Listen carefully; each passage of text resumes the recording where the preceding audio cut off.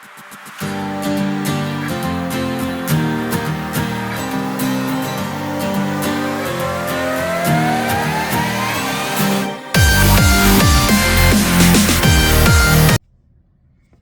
guys, it's Raven, and a new episode of Disventure Camp dropped on Saturday. So we're gonna talk about it. So now I know this is not normal for me to be posting one YouTube video after another one. But this episode of Disventure Camp dropped the same day as the season finale for Has Been Hotel. Not Has Been Hotel, but Hell of a Boss. Season 2. So, and I have to talk about both of them. And originally, I wasn't even sure when episode 4 of Disventure Camp, Carnival of Chaos, was supposed to come out. Because some shit happened that came out last week. And I was going to make a video on that. But I guess I decided to drop it yesterday. So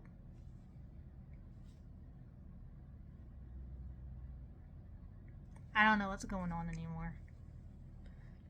But yes, episode 4 of Disventure Camp Carnival Chaos dropped on Saturday.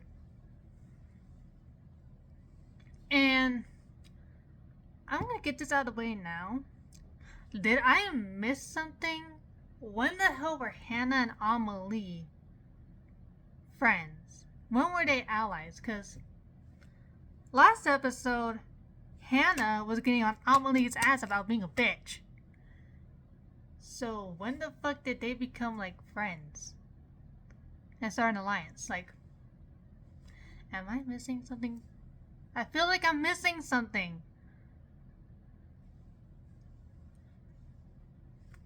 Irregardless, they somehow formed an alliance. I don't know when, I don't know how, I don't know why, but it happened. I also gotta say, this episode's challenge was crazy. It was a truth or dare style challenge. And oh my god, some of the truths and some of the dares. These poor contestants. Like, let me think back to one. You had Zayd confessing to making koala tacos. Which, ew. And then you have Benji showing off his cosplays. I mean, that's not bad, but if that's something you want to keep locked away out of fear of judgment, then I guess I get it.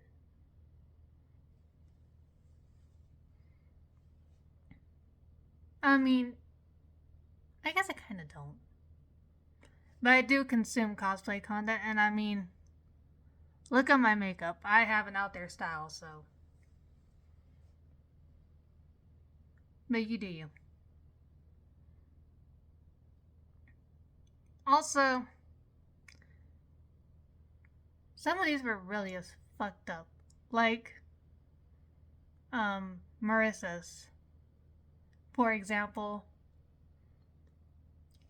this woman who's supposed to be entering into the military after the season is over could not possibly hurt a fly. Would never want to hurt her team's feelings. Yet her dare was to rank all of her teammates from useful to least useful. That poor girl could not do it. I knew she wasn't going to be able to.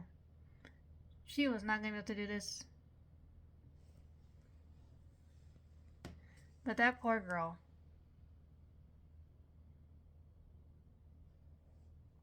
Not to mention, you have Tristan's there who was to sock someone in the face. And Emily's words, hard enough to hurt, but not so hard that it will cause a lawsuit.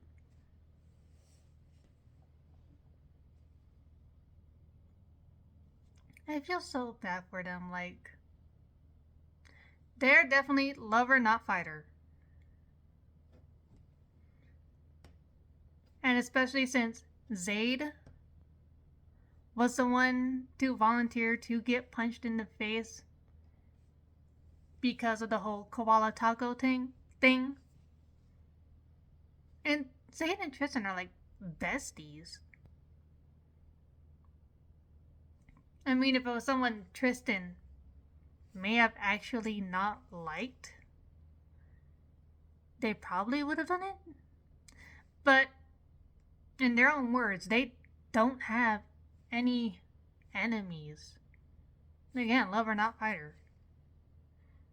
They seem like the type to like try and steer clear of any type of conflict. So, what? I wish I had written down what Zayd said that pissed off Tristan so much that they actually did punch him. Like, at first it was just like a weak little punch to the chest. But Zayd says something that angered Tristan to the point they freaking reeled back and let it out. Like, damn.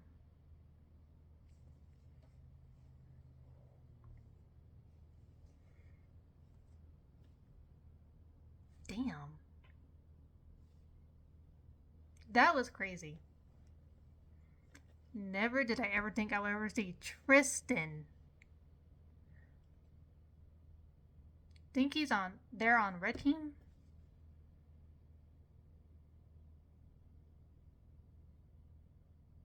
Yeah, red team. Red team's essentially resident pacifist. Punch somebody.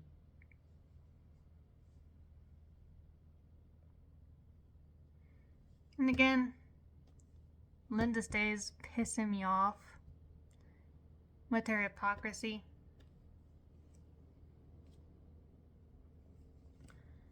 She got on Marissa for not being able to do her there and rank people on her team based on their usefulness. Whereas Linda's there was to pet a dog.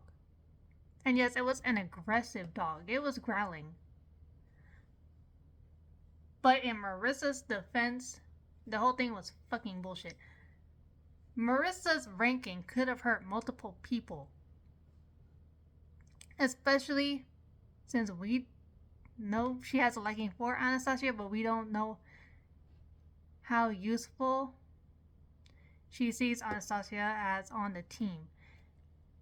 And if she had said anything, that could have hurt Anastasia's feelings badly, since they both seem to really, really like each other. Like, they like each other.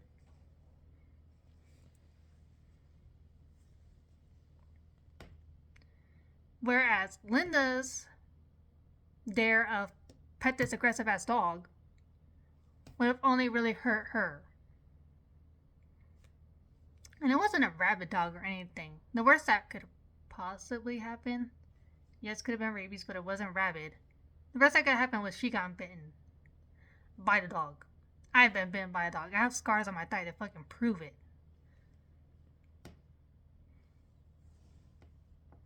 And yes, the pain fucking sucks.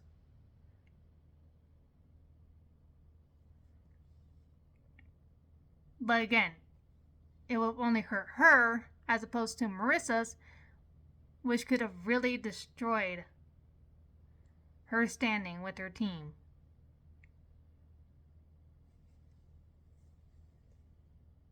So Linda, sit your old ass Midwestern housewife bitch ass up and sit down.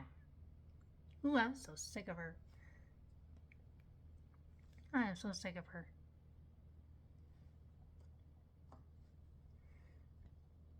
Also, I am really curious about what's his name? Spencer's previous relationships or previous relationship, since they only mentioned one. I want to know just how bad it was that he doesn't even want to talk about it. Like, there's got to be some really bad trauma attached there. Because this guy straight up refused to answer the truth or dare question. And, like, I get it. If there's a hell of a lot of trauma, you do not want people you just met, like, weeks ago knowing about it. Especially if you don't fully trust them yet.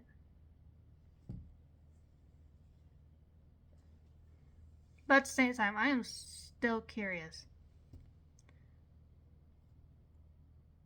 Because the dude straight up looked so uncomfortable and was like, I don't know what you're talking about. I've never been in a relationship before. But, honey.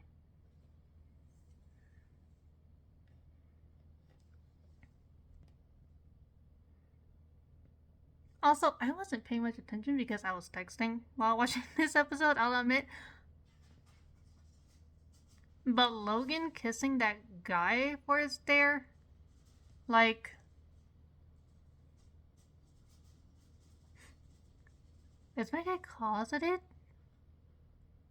And scared to come out because he's scared of what his family might think?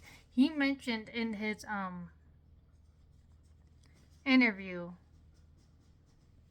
when giving a glimpse into his life that his family's validation means a lot to him.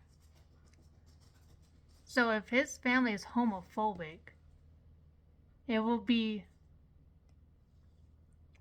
way too understandable why he wouldn't want them to know that he was attracted to other men in any capacity.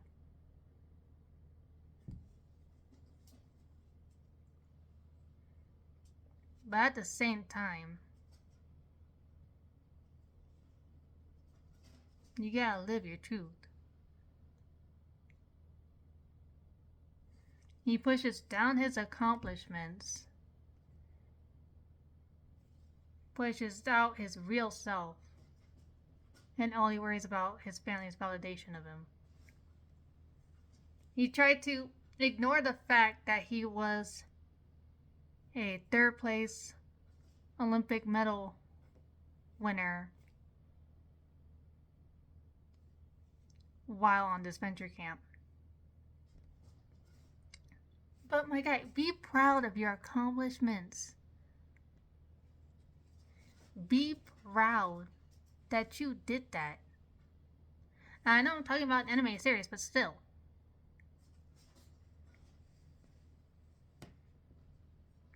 And at the same time, I don't know why Richard was wigging out over having to shave those two little pieces of hair on his head, as if the man doesn't wear a hat 24/7. I know he's trying to, like, keep his youth, or lack thereof. But at the same time, dude, you wear a hat all the time and you still have hair here. It literally made no difference. Or maybe that's just me being a little bit judgmental. I'm trying to keep this short, since most of the challenge went by really fast. It's mostly just a montage of shit. But let's get to the real good part. The vote of the night. So we had Hannah and Amelie wanted to vote out Spencer because of how close he was to Diego. Or at least Diego was close to him. But we also had, like, the big group with Tristan, Jade, Ivy, Zayd, Spencer and I think Diego as well, wanting to vote out Amelie. And yes, please. I'm gonna get to that. I think Tristan was the one who brought up how bossy she was, and I think they were the one to first say, let's vote out Amelie. I can't remember. I should have written this down somewhere. But I was busy having some fun with my friends. But in the end, I think Hannah tried to get Jade on her side or someone on her side to vote out Spencer, but that was not going to be enough when you had this whole big group voting together. But in the end, the universe gave me what I wanted. Amelie is gone. Yes. I sat bolt upright, pumping my fist, happy that bitch is gone. When they read, that Amelie was the second person voted off, I was so happy. I was really hoping for first. She made it way too long. But yes. It sucks that Red Team lost their winning streak, but it is fucking fantastic that bitch Amelie is gone. Yes.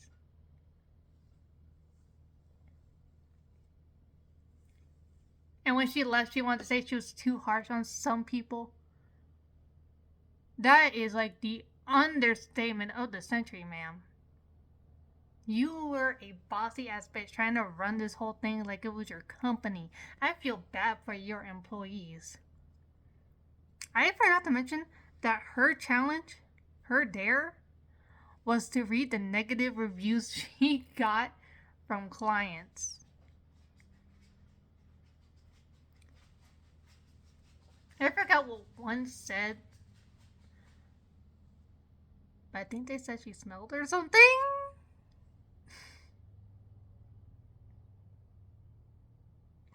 Oh my god, I was laughing. I was like, oh my god. Oh my god.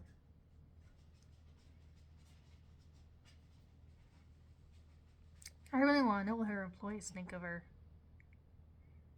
Because if she's that bossy to random people she will only have to deal with for a couple weeks, I can't imagine what she's like with her employees who are with her for fuck knows how long. I wonder what her fucking turnover rate is. Because the girl cannot be keeping her employees for long. But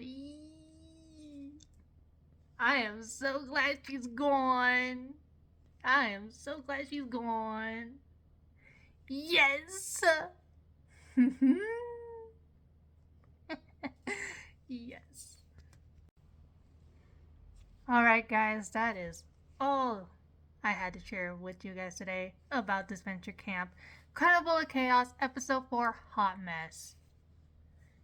And damn, was it a great episode. If you haven't watched Disventure Camp, you definitely should. Hey, we'll start from season 1. But that's just me. It is a great series. But yeah, that's all the time I had for today. Be sure to like, comment, and subscribe, and follow all my social medias. I don't know when another video is gonna come, because I have no idea what the situation is still with Disventure Camp.